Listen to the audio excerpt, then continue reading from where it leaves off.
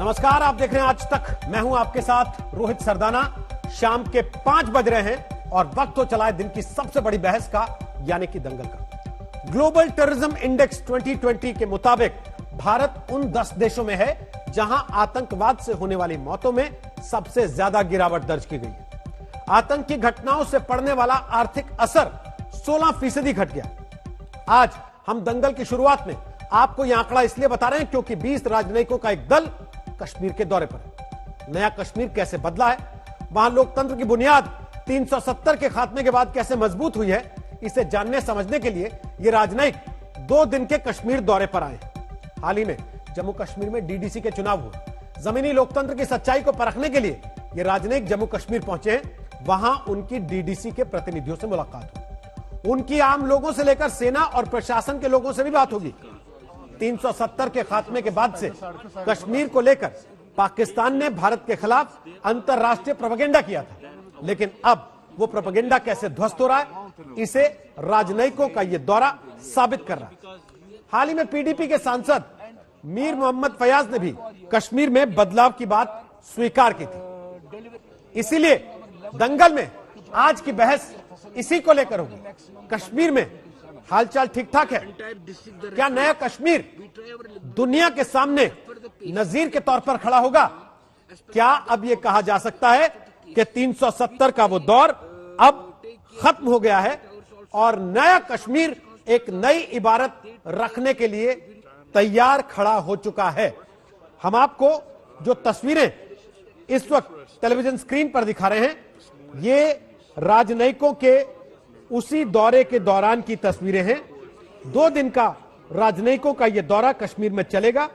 इस प्रतिनिधिमंडल में Chile, Brazil, Cuba, Bolivia, Estonia, Finland, France, Ireland, Netherland, Portugal, EU, Belgium, Spain, Sweden, Italy, Bangladesh, Eritrea, Ghana, Senegal, Malaysia, Tajikistan और Kyrgyzstan जैसे मुल्कों के प्रतिनिधि शामिल हैं। तो पहले आपको एक रिपोर्ट दिखाते हैं और रिपोर्ट से पहले आपको बता दें हमारे साथ मेहमान कौन कौन से आज दंगल का हिस्सा बन रहे हैं। सलमान निजामी हमारे साथ आ रहे हैं, कश्मीर से आते हैं, कांग्रेस पार्टी से जुड़े, लेकिन आज एक राजनीतिक विश्लेषक के तौर पर हमारे साथ हैं। इफ्तिखार मिसगर हमारे साथ हैं, वो भी कश्मीर से आते हैं, राजनीतिक विश्लेषक हैं। और हमारे साथ हैं सुशील पंडित, रूट्स इन कश्मीर के को फाउंडर हैं, वो कश्मीरी पंडितों की आवाज अक्सर उठाते हैं। गौरव भाटिया हमारे साथ होंगे, वो बीजेपी के राष्ट्रीय प्रवक्ता हैं और सुप्रीम कोर्ट के वकील हैं। सुशील पंडित, सबसे पहले मेरा सवाल आपसे है, इन राजनयिकों के दौरे के क्या मायने समझे जाए? जी,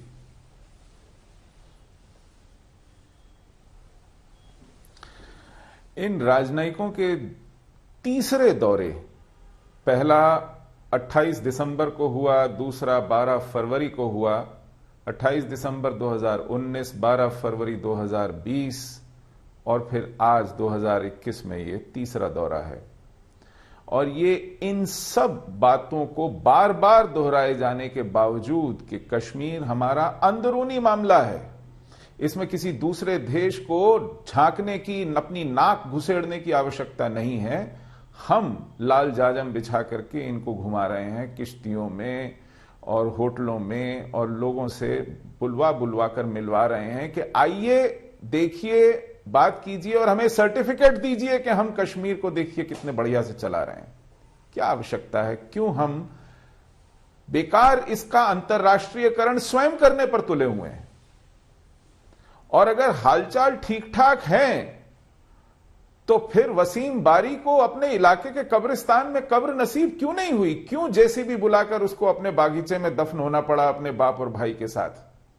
क्यों कोई मौलवी उसका नमाज जनाजा पढ़ने नहीं आया? क्यों कश्मीरी पंडित अभी तक कैंपों में बैठे हैं? क्यों कोई सरपंच, कोई एमएलए, कोई मंत्री अपने इलाके में घूम नहीं सकता? कोई एमएलए खुला नहीं घूम सकता? क्यों भाजपा के 400 से ज्यादा कार्यकर्ता अपने घरों में नहीं सो सकते? हालचाल ठीक ठाक है, इसकी इतनी बेसब्री क्यों है जतलाने की?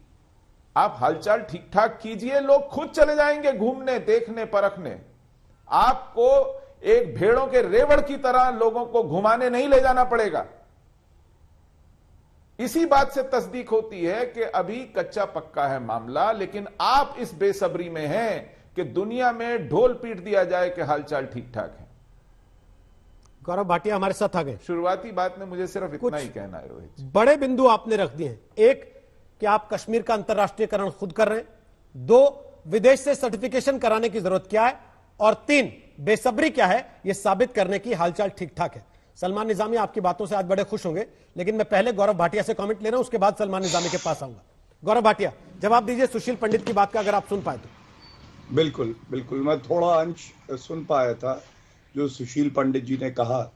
और रोहित जी, सबसे पहले तो मैं कहूंगा, देखिए अनुच्छेद 370 एक टेम्पररी प्रावधान हमारे संविधान में था, और याद करिए आप ही की डिबेट पे हम लोग आते थे और हम लोगों को कोसा जाता था, और सलमान निजामी यहाँ बैठे हैं, बाकी कांग्रेस पार्टी है और तमाम ऐसी पार्टियां हैं जो कहती थी हटा के दिखाओ, हिम्मत है ना तुम्हारी, हटा के दिखाओ। नरेंद्र मोदी जी ने हटा के दिखा दिया। और ये जो अलगाववादियों का कैंसर था, जिसको पाकिस्तान से भी समर्थन मिलता है, उस वक्त सर्जरी करके जब हटा तो हमें पहले ये देखना था अंदरूनी तौर से हम लोग मजबूत हो जाए। जो वहां पे हमारे कश्मीरी भाई बहन हैं, उनकी अगर कोई चिंता है, कोई किसी के मन में भय भी हो, तो हम पहले उस पर बातचीत करके दुरुस्त करें। और जब वो दुरुस्त हो गया, और अब कश्मीर में हम देख रहे हैं किस तरह से प्रगति आ रही है, विकास की धारा बह रही है, लोकतंत्र स्थापित हुआ है, डीडीसी चुनाव की आपने बात करी, तो अंतरराष्ट्रीय जगत का एक महत्व है। और वो महत्व क्या है, और सुशील जी की बात से ज्यादातर मैं सहमत होता हूं, और उनका सोचने का अपना एक नजरिया है, लेकिन एक और नजरिया है जो मैं पेश कर रहा हूं दर्शकों के सामने। अगर हमें एक विश्व शक्ति बन के जो हम उभर रहे हैं और मजबूत होना है विश्व जगत में, तो हमें सभी जो देश हैं उनका भी साथ चाहिए होता है। हमें कोई सर्टिफिकेट की आवश्यकता नहीं है, लेकिन व्यापार भी होता है। हमारा लोकतंत्र विश्व में सबसे मजबूत माना जाता है, तो अगर लॉबिंग करके कोई हमारे खिलाफ गलत रिपोर्ट लगाए तो एक मजबूत संदेश देने की आवश्यकता भी होती है, कूटनीति है। अपने मित्रों की संख्या बढ़ाएं, और जो पाकिस्तान जैसे आतंकिस्तान है उनके मित्रों की संख्या घटाएं। और उसी दिशा में ये कदम उठाए गए हैं, और ये बड़े सकारात्मक कदम है, क्योंकि जब ये अपने अपने देशों में अपने संदेश भेजेंगे तो हमें उम्मीद है वो बताएंगे कि कश्मीर की सच्चाई ये है कि वहां पे बच्चे स्कूल में जा रहे हैं। 4G पे ये लोग गाना गाते थे, 4G कट गया, 4G बहाल हो गया। सर्वोच्च न्यायालय में जो पेंडिंग है पिटीशन, उसमें रोक नहीं लगी। वहां पे विकास अब आ रहा है, किस तरह से इंफ्रास्ट्रक्चर का डेवलपमेंट हो रहा है। ये सब बातें विश्व में जाएंगी तो 24 देशों के लोग वहां, या सेब खरीदने आए वहां से? नहीं, आप दोहरा सकते हैं। मैं कह रहा हूं ये लोग 4G का सिग्नल चेक करने गए हैं क्या कश्मीर 24 देशों से? नहीं, या सेब खरीदने गए? मैं बताता हूं।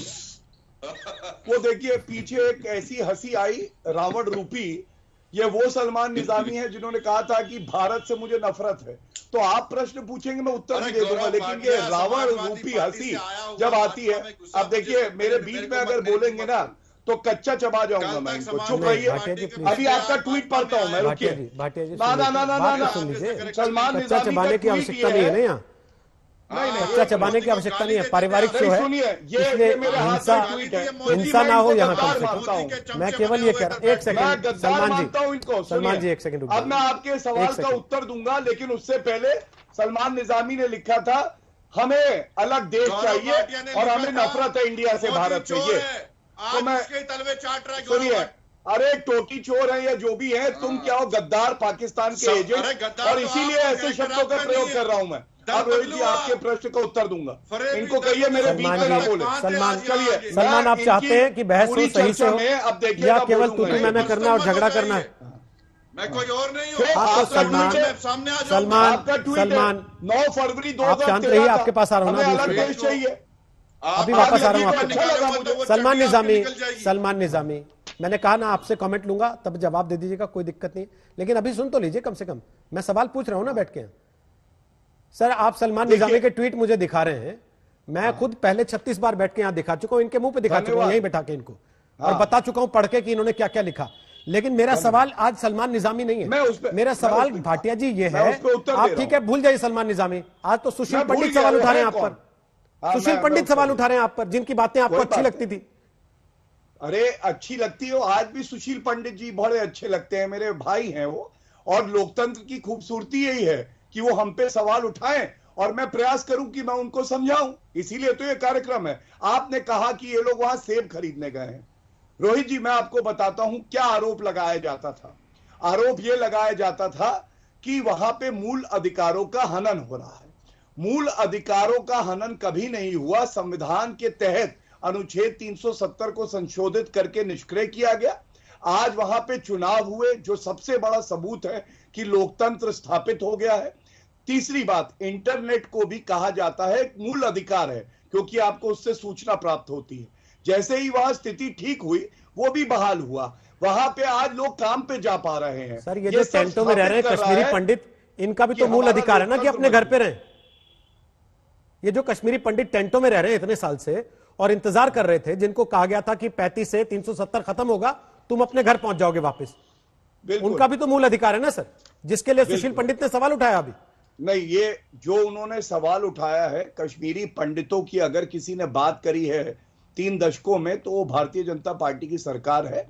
और मैं आपको बता दूं, कुछ प्रयास ऐसे हैं जो फल दे रहे हैं, जैसे नौकरियां देना कश्मीरी पंडितों को। जो भेदभाव वहां होता था, लोकल्स जो कश्मीरी हैं और जो बाहर से आए हैं, उनको कभी वहां पे अपना नहीं माना जाता था। अनुच्छेद 370 के संशोधन के बाद वो सही हुआ। तीसरा, उनको पुनर्स्थापित करना, वो कैसे वापस जाएं, इसका भी हम लोग खाका बना रहे हैं। और ये असंभव कार्य जो विपक्ष कहता है, वो संभव करने वाला कोई होगा तो देश का प्रधानमंत्री श्री नरेंद्र मोदी जी ही होंगे। सर, ये भी मैं आपके चैनल पे कह रहा हूं। ये सवाल अभी भी लोगों की समझ से बाहर है इसका जवाब, कि आखिर विदेश के लोगों को बुलाकर उनसे सर्टिफाई कराने की आवश्यकता क्यों है, जो सुशील पंडित ने उठाया। मैंने इसी पर पूछा। आपने कहा व्यापार के लिए जरूरत होती है, दुनिया को साथ लेने की जरूरत होती है। लोग ये फैलाते हैं कि साहब वहां पे इंटरनेट नहीं दे रहे, वहां पे मोबाइल सेवा नहीं दे रहे, वो देखने के लिए ये लोग आए हैं बाहर से। सलमान निजामी, आपको कष्ट क्यों हो रहा है अगर बाहर से कोई आ रहा है देखने? तो देखिए रोहित जी, मैं आपका बहुत सम्मान करता हूं। आपने बहुत अच्छा सवाल किया, जवाब तो मिला नहीं आपको। मैं आपकी भाजपा की हिपोक्रेसी को पे मजाक उड़ाना चाहता हूं। किसान जो है, जो प्रदर्शन कर रहे हैं, और गरीटा और रिहाना उस पर ट्वीट करती है, कहते हैं कि हमारा अंदरूनी मामला है। यूरोपियन डेलीगेशन जो है, ये फॉरेन डेलीगेशन 3 मरतबा कश्मीर जाती है, तो ये अंदरूनी मामला नहीं है क्या? इनकी हिपोक्रेसी पे सवाल उठते हैं। आज आपने देश का मजाक बनाया है। आज नेशनल इंटरनेशनल मीडिया जो है आप पे हंसती है। आप क्या करने जा रहे हैं कश्मीर? आप किन से मिल रहे हैं? भाजपा के जो है वर्कर वहां, और अपनी पार्टी के वर्करों से मिल रहे हैं। आप डल लेक की सैर करने के लिए जा रहे हैं वहां। आप वहां क्यों नहीं बिजनेस कम्युनिटी से मिलते? विपक्ष के नेताओं से क्यों नहीं मिलते? चाहे जम्मू, आप कश्मीर गए 3 बार, एक बार भी आप जम्मू गए? वहां के नेताओं से पूछा, वहां के दुकानदारों से पूछा, होटलर से पूछा, अनएम्प्लॉयड यूथ से पूछा कि नौकरियां आपको मिली? कहां 1 लाख नौकरी? कहां आपका रोजगार? हमारा 20,000 करोड़ का नुकसान हुआ। कौन आपको समझाएगा? आप तो ऐसा बोलते हैं कि भाई हम देशभक्त हैं। ये देशभक्ति है कि आप वहां बाहर वालों को लाओगे और दिखाओगे सब चंगासी? यहां के मेंबर क्यों नहीं गए कश्मीर? आपको अपने मेंबरों पे भरोसा नहीं है? विपक्ष के जो मेंबर पार्लियामेंट है उस पर, डेलीगेशन पे भरोसा नहीं है कि अंग्रेजों पे आपको भरोसा है, जो आपको पहले आरएसएस के आपने पहले उनकी अंग्रेजों की दलाली की और आज भी उनको घुसा रहे हो। मैं 1 मिनट आ सकता हूं उत्तर दे? सलमान जी, बात यह है रोहित जी, मैं आपको बताऊंगा, अगर इन्होंने कोई अच्छा काम किया होता, मैं पहला व्यक्ति होता कि मैं उसको अप्रिशिएट करता। आपने खुद इन पे सवाल किया कि भाई क्या है, कहां है बेरोजगारी हमारी? तो आपने स्टेट हमसे छीन ली। आपने 9 स्टेटों में लगाया है वो एक्ट, लेकिन जम्मू कश्मीर से छीन लिया। मेडिकल असिस्टेंट होंगे वहां के, ड्राइवर खेल के मेरे से मिलने आए, वो रो रहे थे, परेशान है वहां के। मेरा सवाल तो सुन लीजिए। आप कह रहे हैं मैं पहला आदमी होता तारीफ करने वाला। आपका रिकॉर्ड ही ऐसा नहीं है कि कोई आपसे सर्टिफिकेशन मांगे। पहली बात तो अगर दूसरे का सर्टिफिकेट नहीं चलेगा तो आपका भी क्यों ले? पहली चीज, क्योंकि आप नहीं, आप ये कह रहे हैं 20,000 करोड़ का नुकसान हो गया। आप ये कह रहे हैं 20,000 करोड़ का नुकसान हो गया। आज आपको दिखता है, तब नहीं दिखता था जब आप खुद अलगाववादियों के पीछे छुप के बंद की पैरवियां किया करते थे। तब नहीं दिखता था नुकसान होता है। तब नहीं दिखता था बच्चों के स्कूल बंद होते हैं। तब नहीं दिखता था कर्फ्यू लगता है। जब बैठ के पैरवियां करते थे यहाँ पे, तब अच्छा लगता था क्या? हमने तो मुकाबला किया। आपने मुकाबला नहीं किया। आपने वो हालात पैदा किए जिसकी वजह से ये करना पड़ा। आपने वो हालात पैदा किए जिसकी वजह से ये करना पड़ा। रोहित जी आपको हकीकत पे आना पड़ेगा। आपको हकीकत पे आना पड़ेगा कि आपको क्या छुपाना पड़ा कश्मीर में 2 सालों में, जो आपको बाहर से लोग बुलाने पड़े। क्यों नहीं हिंदुस्तान के मेंबर पार्लियामेंट वहां जाना चाहते हैं? वो जाना चाहते हैं, क्यों नहीं उनको भेज रहे वहां? ठीक है, क्यों नहीं जम्मू कश्मीर के विपक्ष के नेता वहां से मिल रहे हैं? गौरव भाटिया, आपके बाहर के लोग क्यों आएंगे? गौरव भाटिया जवाब दीजिए, फिर इफ्तिखार आपके पास आ रहा हूं और सुशील पंडित के पास। बोलिए गौरव। देखिए, इनकी हालत बयां इस बात से होती है और मेरी कोई चर्चा मतलब रुचि नहीं है कि मैं इन पे चर्चा करूं, लेकिन एक बात उजागर करना बड़ा जरूरी है कि अपना जो अस्तित्व है उसको बदल बदल के आना पड़े और अपना असली अस्तित्व ना बता पाए तो क्या होता है। ये इसलिए होता है कि आप हर गली कूचे में अपना ईमान बेचते हैं। ये इनका ट्विटर प्रोफाइल है, ये कांग्रेस के ही लीडर अरे ईमान लेकिन यहाँ पे एक्टिविस्ट बन के आए हैं। आप तो कल इनको तक चुप करा समाजवादी लीजिए, पार्टी के, कोई आप बात तो कल नहीं। समाजवादी अच्छा पार्टी रोहित जी, आप जब आज कहेंगे मैं तब बीजेपी में बोलूंगा। एक प्लीज ईमान एक तो करके आपने बोल बेचा। दीजिए ना, प्लीज। एक मैंने एक तो करके नहीं बोल बेचा दीजिए। ईमान। सलमान, एक एक करके डिबेट बोल कश्मीर पे दीजिए। हो रही है कि आपकी सलमान जी, एक एक करके बोल पर्सनल लाइफ पे हो रही लीजिए। है? सम्मान से बोल रहा हूँ देखिए, सर, मान लीजिए प्लीज। क्यों जो मुझे भी मैंने फोर्स कर सवाल रहे हैं कि मैं किया, आप लोगों की हमें तरह चिल्लाने नुकसान लगा? हुआ, प्लीज 20,000 चलिए, करोड़ का जवाब सलमान दीजिए। निजामी, अच्छा कितनी लगेगा आवाज नौकरी बंद आपने करे, फिर दी? एक आदमी बोले कितने दूसरे की कश्मीरी बंद रहे। पंडित कश्मीर में गए, प्लीज उस पे जवाब दीजिए। सलमान जी, कश्मीरी पंडित के लिए बोलने को सफोले बैठे हैं को सुशील आप पंडित, समझाइए। और जब बोलेंगे ना तब चिल्लाइएगा मत बीच में। फिर जब वो बोलेंगे कितना कश्मीरी पैकेज पंडितों दिया? के दुर्गत कितनी नौकरियां किसने दी? बनाई है, फिर बीच में चिल्लाइएगा मत। फिर मत बोलिएगा कि ऐसा बोल रहे हैं। मैं बोल रहा हूं आपसे पहले, हमारे शांति से सुन लीजिए, शांति से सुन लीजिए। सलमान निजामी, सलमान निजामी, आपने बोला, मैं सुनता रहा चुपचाप और वो भी सुनते चाइना रहे। को जवाब देने का दम नहीं आपने है। बोला, सलमान निजामी आपने बोला, सबने सुना चुपचाप। अब सुन लीजिए। हाँ, तो देखिए, इनकी बात तो मैंने कह दी कि इनमें इतनी हिम्मत नहीं कि बता सके कांग्रेस के ही ये एक लीडर हैं, ये इनका हाल है। लेकिन अब मेन मुद्दे पे आते हैं। देखिए मेरे हाथ में क्या है। आपने कहा क्यों ये डेलीगेशन आ रहा है। जब अनुच्छेद 370 को संशोधित किया गया रोहित जी, तो पाकिस्तान ने एक डॉजियर यूनाइटेड नेशन की सिक्योरिटी काउंसिल में दे के कहा इस पे चर्चा होनी चाहिए। और वहां पे जो विश्व में और ताकतें हैं वो हमारी कूटनीति की वजह से, जो हमारा मजबूत नेतृत्व है मोदी जी का, उसकी वजह से भारत के साथ खड़ी रही। और पाकिस्तान के कहने पे जो चीन समर्थन कर रहा था वो डिस्कशन नहीं हुआ। भारत की एक बड़ी विजय हुई। लेकिन दुख की बात यह है, इसी कागज में जो डॉजियर पाकिस्तान ने दिया, राहुल गांधी को कोट करते हुए कहा गया कि कश्मीर में मूल अधिकारों का हनन हो रहा है, लोकतंत्र नष्ट हो गया। दूसरी तरफ उमर अब्दुल्ला का यही इसी तरह का एक वक्तव्य था। तो रोहित जी, जब अपने घर में सपोले हैं, आस्तीन के सांप यही हैं, तो हमें दुश्मनों की क्या जरूरत है। लेकिन इन सपोलों को ठीक करना हमें आता है और इसीलिए यह जरूरी है कि भारत में ही नहीं पूरे विश्व में सच्चाई बाहर जाए और यह पता चले कि किसी के भी मूल अधिकारों का हनन नहीं हो रहा। दूसरी बात उठाई गई जो विपक्ष के नेता हैं, तो अमित शाह जी का बयान आप ही चला रहे थे, मैं अपनी बात पूरी कर लूं। आपने खुद सुनाया, उन्होंने कहा कि विपक्ष का कोई भी नेता, अब हालात ऐसे सामान्य है, मजबूत है कि वहां जा सकता है, कोई रोक टोक नहीं होगी, जाने देते हैं और भड़काए नहीं। लेकिन वहां जाके अगर स्थिति देखना चाहे तो उसका स्वागत है, कोई परेशानी नहीं। ठीक है, ठीक है। इफ्तिखार मिसगर आपके पास आऊं उसके पहले जरा पीडीपी के सांसद मीर मोहम्मद फयाज, उन्होंने राज्यसभा में अपनी फेयरवेल स्पीच में कश्मीर के पूरे मामले को लेकर कुछ बातें कही थी। उसका एक हिस्सा सुनवाते हैं, फिर इफ्तिखार साहब आपके पास आ रहा हूं। मैंने देखा है सर, जो उज्ज्वला स्कीम है या बाकी स्कीम है, मैं जब म्युनिसिपल कमेटी का चेयरमैन था, हमें साल में 5 लाख रुपया मिलता था। आज हमारे जो लोग हैं, मैं जब उनसे पूछता हूं, वो कहते हैं कि हमें 14th FC में 5 करोड़ मिले।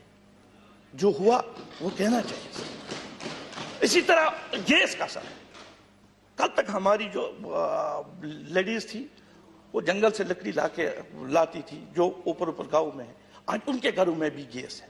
जो काम हुआ वो कहना चाहिए सर। तो सुना आपने, ये पीडीपी के सांसद हैं। इफ्तिखार साहब, आपके दोस्त भी होंगे ये तो, क्योंकि जब कुर्ता फाड़ रहे थे आप पैरवी कर रहे थे बैठ के इनकी टीवी पर, आपने कहा कि देख लो ये हालत है, आज कुर्ते फाड़ने पड़ रहे हैं हमारे लोगों को अपने। जी रोहित जी, 30 सेकंड के लिए मुझे बोलने दीजिएगा मेहरबानी करके, विदाउट एनी डिस्टर्बेंस।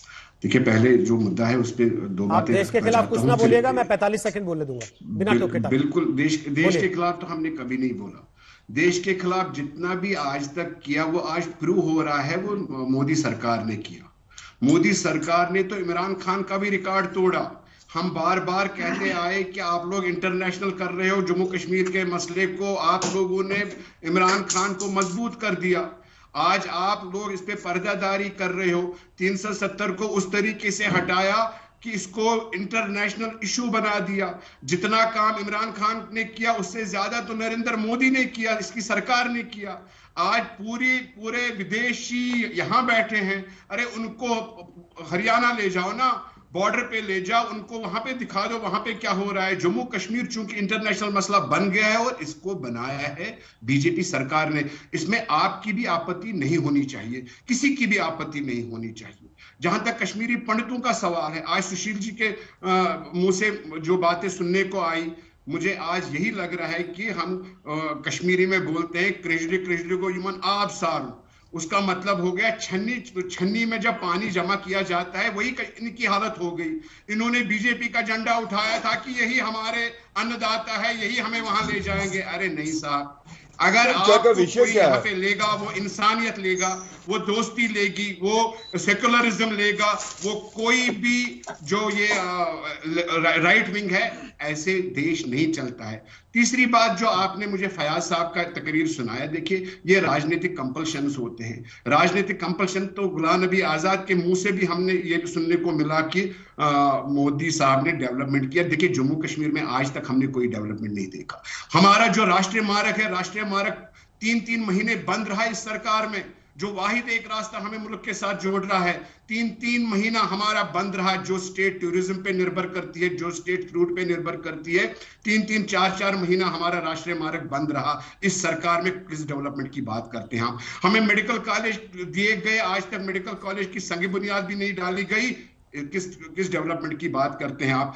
आपने 11.21% जीडीपी बढ़ाने की बात करी, यहाँ पे बिल्कुल फेलियर हो गया सारा। किसकी बात कर रहे हैं आप? अभी बजट आया, बजट में कंक्रीट कुछ भी जम्मू कश्मीर के लिए नहीं था। गैस पाइप को क्या करना है भाई साहब?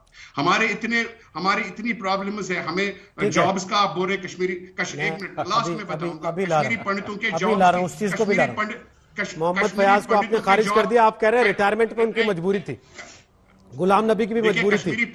आपकी क्या मजबूरी है ये आपने आज तक नहीं बताया। मैं जरा सुशील पंडित को ला रहा हूं चर्चा में, जिनको आप कह रहे थे छलनी।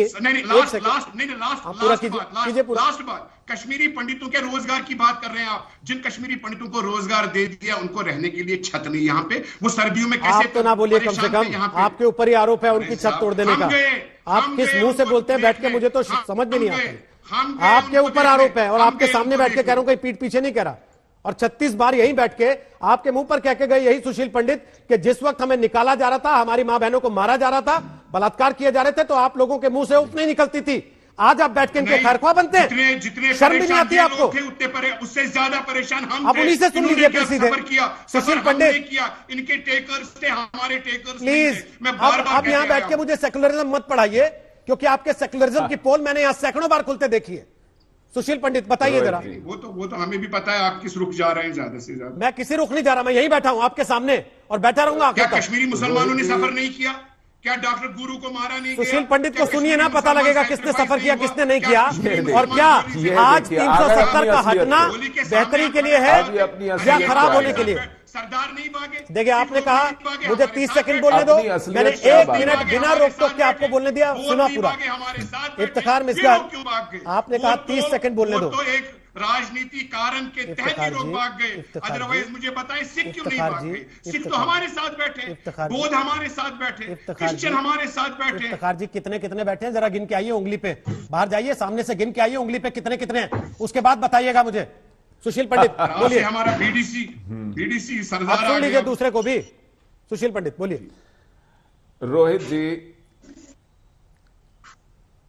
बहुत बहुत धन्यवाद।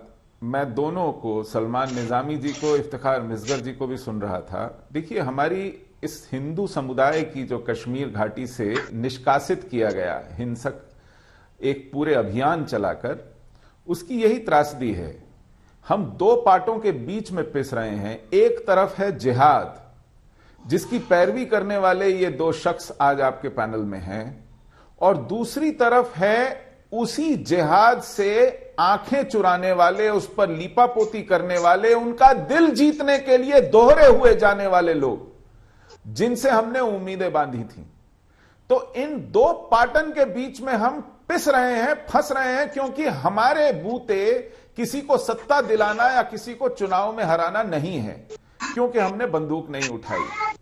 ये हमारी एक बहुत बड़ी कमजोरी कह लीजिए, हमसे पाप कर लीजिए कह दीजिए, हमसे गलती हो गई है कह लीजिए, कुछ भी इसको नाम दें, लेकिन हमारा इशू बन जाता है, हमारा मुद्दा बन जाता है चुनाव। हम बहस में आ जाते हैं कि कहीं पर सिखों का कत्लेआम हो, कश्मीरी हिंदुओं का कत्लेआम हो, तो वो एक काउंटरवेट बन जाता है किसी को सेक्युलरिज्म का सर्टिफिकेट देना और किसी से सेक्युलरिज्म का सर्टिफिकेट छीनने का।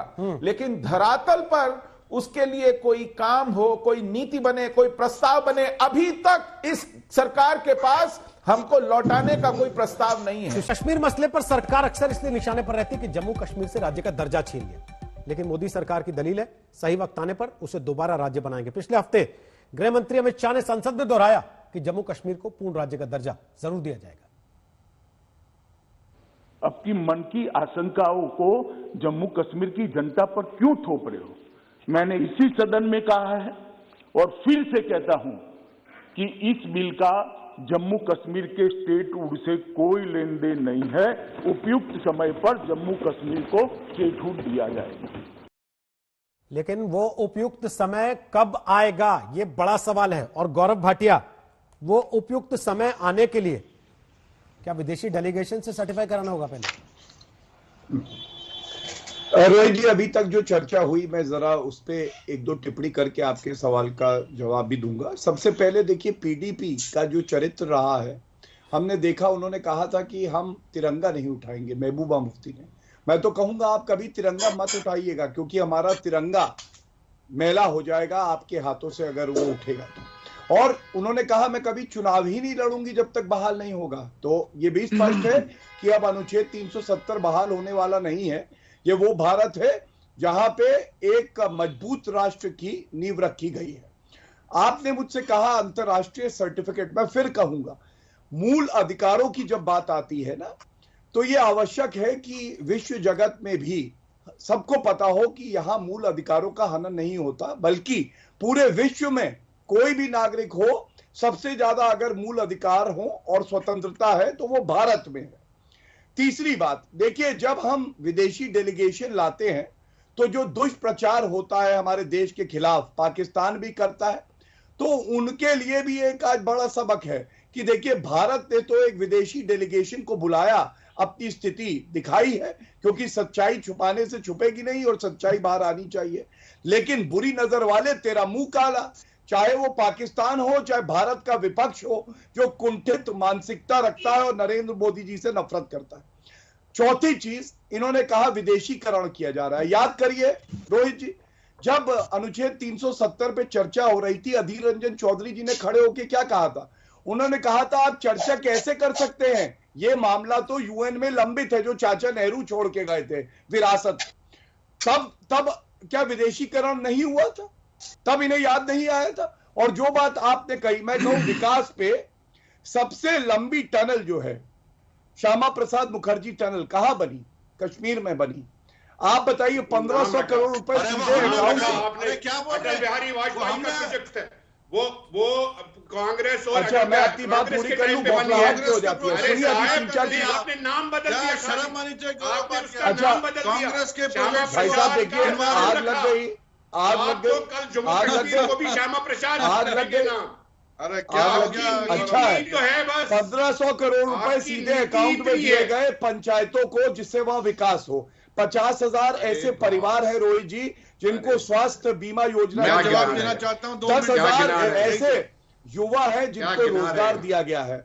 और सबसे बड़ी बात है, आईटी आया जम्मू में, इनको परेशानी होती है, कहेंगे कहाँ है। अरे भैया, पाकिस्तान की बात नहीं कर रहे, अपने भारत की बात कर रहे हैं। वहां का प्रोपेगेंडा छोड़िए।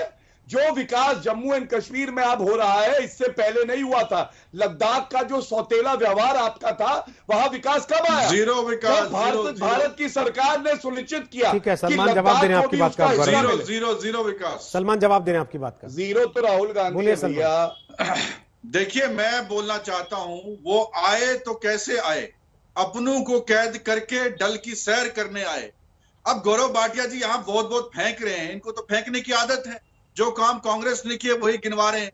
मैं लॉजिकल बात करूं, जम्मू कश्मीर में जब से 370 हटा है, मैं कह रहा हूं अगर उसका फायदा जम्मू कश्मीर के लोगों को होता तो आज वो तो चुनाव में लोग कैसे निकल आए बताइए। मैंने आपके बीच में नहीं बोला, वो आपके खिलाफ वोट पड़ा ना, आपको हारना पड़ा वहां, भारत से नफरत करने वाले सपोले टीडीसी में आज वहां के मेंबरों को खरीद रहे, वहां के मेंबरों को खरीद रहे हैं आप, यही आपकी असलियत है। आप इलेक्शन हार गए और मेंबरों को खरीद रहे हैं। अब मुझे बताइए, आपने 2 सालों में कितनी नौकरियां दी जम्मू कश्मीर में, कितने आपने प्रोजेक्ट बनाए? आपने 2 सालों में हमारे पाकिस्तान में जो बारूद भर दिया आपके कान में वो निकाली। रोहित जी, मैंने आपको बताया 10,000 युवाओं को रोजगार मिला। मैंने गृह मंत्री अमित शाह की बात नहीं हुई है, आगे और मेरी बात मुझे बीच में रख ली, मेरी बात सुनिए, नहीं तो आप लेट मी कंप्लीट। सलमान जी मेरा एक सवाल है, मेरा एक सवाल लेट मी कंप्लीट, मेरा एक सवाल है सलमान भाई, सलमान मेरा एक सवाल है, सुनेंगे सवाल तो मैं be interrupted mister Salman Nizami. This time I did not interrupt you. You should have the. You should have. Bharat से अरे अच्छा लगेगा आवाज डाउन वाले, तेरा मुंह काला, अच्छा लगेगा, इनको दर्द होता है, इनके जख्मों में जब नमक छिड़कते हैं बहुत अच्छा लगता है। अच्छा एक सेकंड, बहुत अच्छा लगता है। एक सेकंड अनुच्छेद 370 कहते थे ना, हटा के दिखाओ प्लीज। गौरव जी अब बात उससे आगे की है, उसका क्रेडिट आपको मिल रहा है कि आपने हटाया, लेकिन मसला ये है उसके हटने के बाद जो बातें आपने कही कि ये सब होंगी, क्या वो हो रही हैं? चाइना को पीछे करो ना। गौरव जी आपने सारे आपने 4 बिंदु रखे थे, चारों रखे सबने सुने। अब जरा सलमान से मुझे सवाल पूछिए प्लीज गौरव जी, प्लीज गौरव जी। हाँ 56 इंच का सीना है, 56 इंच का सीना, तुम्हारी तरह 6 इंच की छाती। फिर आप लोग भी लड़ लीजिए, आप लोग लड़ लीजिए, देख ले देश की जनता की भाई ये क्या राजनीति है। जब तक ये माफी नहीं मांगेंगे, इन्होंने कहा भारत से नफरत करते हैं, अलग देश बनाना है, ऐसे गद्दारों को टीवी पे मत बुलाइए। और मैं बड़ी जिम्मेदारी से बात कर रहा हूँ, जो गद्दार हो आप, मैं कह रहा हूँ अगर आप भारत के खिलाफ एक शब्द बोलोगे, अरे तुम लोगों में तो इतना साहस नहीं है कि कह सको कांग्रेस पार्टी में हो। के साथ तो गले, तुम्हारी इज्जत क्या है पार्टी में बताओ? साथ तो गले आप मिले, तुमने बोला था ना, तुमने बोला था अनुच्छेद 370 हटा के दिखाओ, हटा दिया। हिम्मत है तुम वापस आके दिखाओ। पाकिस्तान क्या मिला? वहां चुनाव हुए शांति, जिन हाथों में तुम पत्थर देते थे वहां आज किताबें हैं, कंप्यूटर है। हमारी सेना ने दिखाया कितनी वीर है, तभी तुम्हारी छाती में सांप लौट रहे हैं सपोले आस्तीन के साथ। अच्छा ठीक है, अब मैं जा रहा हूँ इफ्तिखार मिसगर के पास। इफ्तिखार मिसगर, आस्तीन के सांप है। आज के कार्यक्रम की शुरुआत हमने 2 आंकड़ों के साथ की, पता नहीं आपने सुने कि नहीं सुने, दोबारा बता देता हूं। ग्लोबल टेररिज्म इंडेक्स 2020, भारत उन 10 देशों में है जहां आतंकवाद से होने वाली मौतों में सबसे ज्यादा गिरावट आई है। क्यों आई है आप जानते हैं? आतंकवादी घटनाओं से जो आर्थिक नुकसान होता था वो 16% घटा। क्यों घटा आप जानते हैं, फिर भी कहेंगे कि कुछ हासिल नहीं है। देखिए रोहित जी, हम भी चाहेंगे, पूरा हर एक देशवासी चाहेगा कि आतंकवाद का नामो निशान ना रहे कहीं पे, लेकिन जितना भी ये कमी पीछी हो गई, ये तो वहां से भी हो गई, यहां से भी हो गई, कोविड की वजह से, कहीं पे कोविड की वजह से। बाकी जो भी हमारी जो हमारी इंटरनेशनल नीति है वो तो खराब है। आप देखिए हर दिन गोलाबारी। इफ्तिखार साहब देखिए, आपकी वैचारिक कुछ बाध्यता हो सकती है, मैं मानता हूं उसको, नहीं कोई बात नहीं, उसको इतर रखते हुए मैं आपको एक पढ़ा लिखा आदमी भी मानता हूं। आप कह रहे हैं कोविड की वजह से आतंकवादी नहीं आ रहे थे।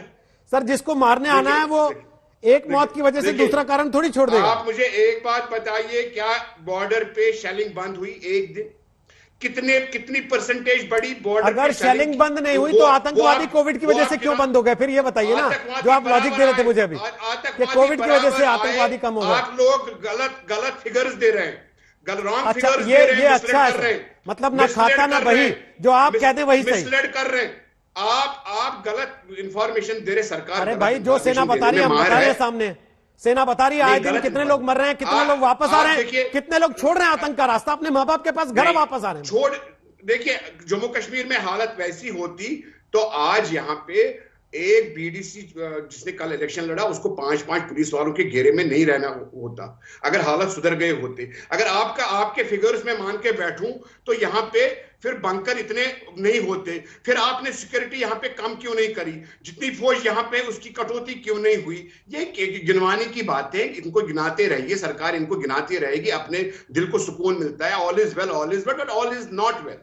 हमने पहले दिन भी बोला जितना मसला जम्मू कश्मीर का नहीं था उतना इस सरकार ने बनाया 370 को अनकॉन्स्टिट्यूशनली और अनएथिकली हटाने से। मैं इस पे सुशील पंडित से कमेंट ले रहा हूं। किसी भी छोटे आपकी बात पे सुशील पंडित से कमेंट ले रहा हूं। आपकी बात पे कमेंट है सुशील पंडित, इनके हिसाब से तो 370 में ही बेहतर था, 370 हटने के बाद कुछ बेहतर नहीं हुआ। जी रोहित जी, वो हिंदी में कहावत है सावन का अंधा, मैं उसमें एक चीज और जोड़ दूं, जमाते इस्लामी का बंदा। इनको हरा ही हरा दिखता है। इनको आप लाख आंकड़े दिखाइए, आप इनको लाख बही दिखाइए, लाख खाते दिखाइए, ये मानने को तैयार नहीं होंगे। कश्मीरी में कहते हैं कॉकरस को नहीं जंग, आप मुर्गी की दोनों टांगे दिखा दीजिए, ये कहेंगे नहीं मुझे एक ही दिख रही है। तो इनके साथ बहस में उलझना मुनासिब नहीं है। फिर आप वापस इशू ये है, फिर आपको सरकार इशू ये है, अगर यहाँ हालात ठीक है, इस इशू मंगल है तो आप वापस आते। हाँ, नहीं, हम वापस आएंगे, हम वापस आएंगे हुजूर, और मैं बताता हूं कैसे वापस आएंगे इंशाल्लाह, और क्या क्या हिसाब करने वापस आएंगे। ये मैं वापस आएंगे। उसमें सुशील तो पंडित नहीं होगा। प्रॉब्लम यहाँ ये है रोहित जी, प्रॉब्लम ये है वापस आने इस वक्त कश्मीर वाले नहीं होंगे। इफ्तिखार भाई बोलने तो दीजिए, वापस आना तो दूर की बात है, पहले बोलने नहीं दे रहे आप। हमारे कश्मीरी पंडित भाई हो। अरे बोलने तो दीजिए, फिर भाई है तो बोलने दीजिए, वो सुन रहे थे ना आपकी बात, आप भी सुन लीजिए। तो हमारे पीछे चाबुक लगा के बैठे कौन से भाई? इन्होंने तो बर्बाद कर दिया। सुन तो लीजिए, इन्होंने तो घर महाराज इनको अब समय जा रहा है, पंडितों को कह रहे हैं उनका समय खा रहे हैं। ये देखिए गलत बात है, अपने साथ नहीं गलत बात है इफ्तिखार भाई, आप उनका समय खा रहे हैं। सावन के अंधे और जमात इस्लामी के बंदे, बेटू को नहीं छोड़ा। सावन के अंधे और जमात इस्लामी के बंदे को सब हरा ही हरा दिखता है। ये हरा ही हरा देखने वाले हैं, समय इनको और कोई सच्चाई नजर नहीं आई। समय खत्म हो रहा है, लेकिन ये भी देखने की बात होगी कि जब ये दौरा खत्म होता है विदेशी राजनयिकों का, सरकार क्या सामने आकर बताती है क्यों करवाया था।